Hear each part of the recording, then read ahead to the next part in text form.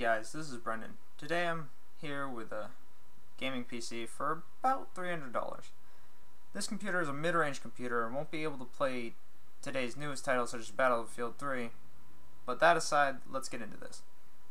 To start us off, we're going to be building this around an AMD A4-3400 dual-core processor, which is clocked at 2.7 GHz and will only draw about 65 watts. This is a very cheap processor at around $59.99. For the motherboard, we'll be using a BIOSTAR A4-3400 Llano. This motherboard is a micro ATX form factor motherboard, meaning it's relatively small. It supports DVI and VGA, as well as USB 3 and SATA 6 GB per second. For RAM, we're going to be putting in two 2 GB sticks of CORSAIR XMS3 DDR3 1333 memory. This is a dual channel kit, meaning it will pump the most juice out of these two sticks as possible. You can easily throw in some faster RAM, though the max RAM supported by the motherboard is 16 GB of DDR3 1866. Meaning that if you had a Windows operating system, you would need to upgrade to Windows 7 Professional or higher, since Windows 7 Home Premium only supports 8 GB. Moving on to the storage, we'll be going with a 500 GB Toshiba DT01AC A050 at 7200 RPM. And utilizing SATA 6 GB per second.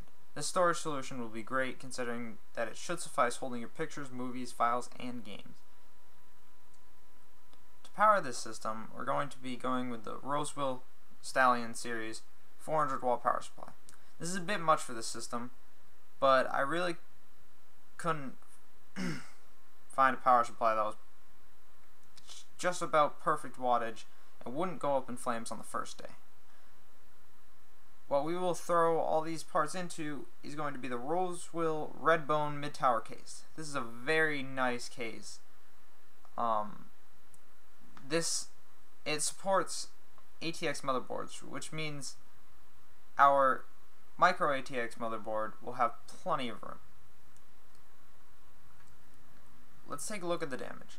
This system will run you about $281.94. Keep in mind that the prices for parts is always fluctuating, so don't hold that price to me. Don't hold me to this price, because this is what I found.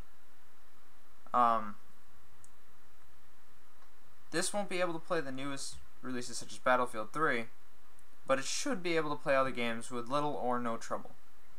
In Dirt 3, it should get around 30 FPS on high settings.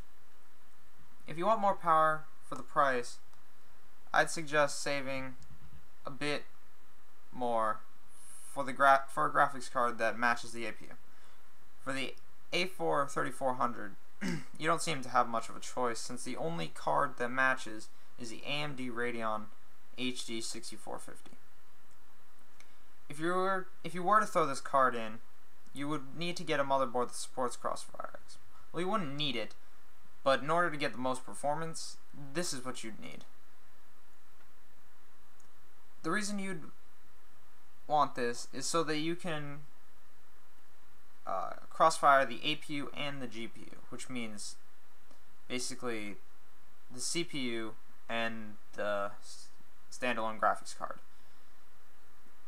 which will get you the most performance from both graphics processors. The AMD Radeon HD 6450 and CORSAIR will boost your FPS in games like Dirt 3 to possibly twice the FPS. Getting this will increase the total price to about $30 to $60. Now, it's always a good idea to throw in an optical drive so you can install games and your operating system. One of these will only run you about $16, so they're fairly inexpensive. That's it for this episode. Join me next time where I'll create a system that's more powerful, only adding about $100. See ya.